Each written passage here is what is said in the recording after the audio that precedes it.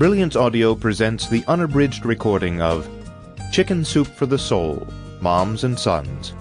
34 stories about raising boys, being a sport, grieving and peace, and single-minded devotion. By Jack Canfield, Mark Victor Hansen, and Amy Newmark. Performed by Luke Daniels and Joyce Bean. Raising boys. Boys are beyond the range of anyone's sure understanding, at least when they're between the ages of 18 months and 90 years. James Thurber.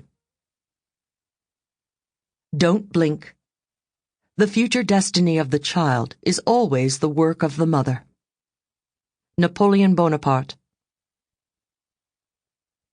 To prepare for motherhood, I read all the current books by Dr. Spock, Penelope Leach, and T. Barry Brazelton. I spoke to new and seasoned mothers and received a wealth of information and parenting tips. But one piece of advice I wish I had received was, don't blink.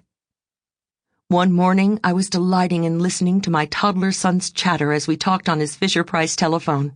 I blinked, and one afternoon I called home to realize the deep voice saying, hello, was my son. I helped him when my preschooler begged me to turn on Sesame Street. I blinked, and my teenage son was the only one who could operate the multiplying number of remote controls for the TV, DVD, cable, PlayStation stereo system. I gave my son colorful Play-School keys to play with on our way to the grocery store, the park, and the zoo. I blinked, and our Toyota car keys were taking him places to explore on his own. I spent wonderful hours helping him learn the alphabet. I blinked, and in high school, he learned new and frightening combinations of those letters: SAT, GPA, and AP.